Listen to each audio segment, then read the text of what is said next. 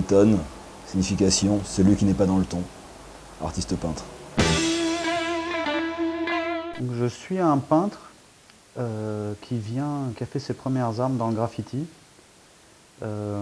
Mais c'était juste un point de départ. Aujourd'hui, je me dis plus graffeur, quoi. Je l'ai été dans la rue. Aujourd'hui, je suis un peintre d'atelier dans la plus pure tradition. Et ce que j'aime, c'est l'idée de créer un langage et puis de le développer.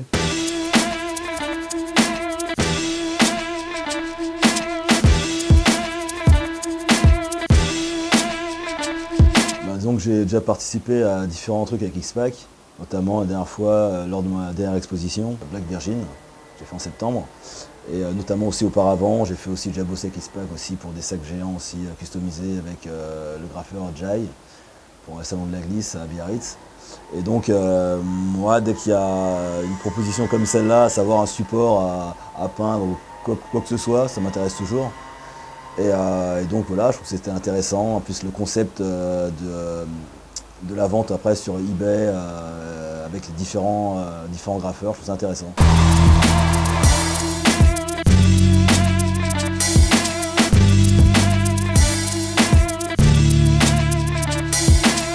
Pour être tout à fait sincère, je ne suis pas forcément un grand fan de customisation, mais ce qui m'a poussé à participer, c'est une raison très simple, c'est qu'il y a déjà de nombreuses années, X-Pac m'a soutenu sur des expos quand j'étais pas forcément très connu, et que j'oublie pas, c'est le genre de choses que je n'oublie pas, et donc c'est pour ça que je suis là.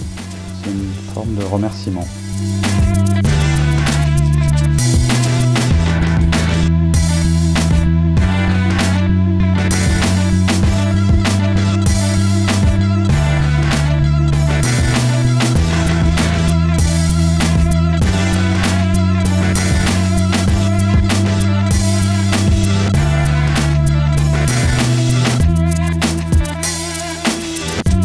En fait, c'est pour moi exactement la même chose.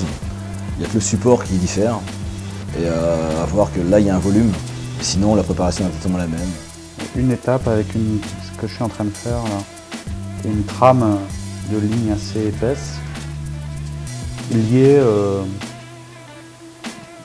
au graphisme de ce que je faisais dans la rue. Et une deuxième étape qui est plus en finesse, en rentrant dans les cases de ma compo, avec des couleurs et des dessins, des idées qui me viennent spontanément. En fait, tout est spontané, hein. Je réfléchis pas, c'est automatique. Après, peu importe le nom qu'on lui donne, pour moi c'est de la peinture. Sur un support différent, ça peut être un volume différent, une surface différente. Maintenant pour moi ça reste de la peinture. Et c'est intéressant justement de pouvoir peindre sur des choses atypiques qui à l'origine ne sont pas faites pour être peintes. Peut-être il y a une customisation que j'aimerais faire, une idée qui me trotte dans la tête, c'est de le faire sur des sculptures, acheter des sculptures dans les brocantes, de les repeindre. Ça me branche plus déjà.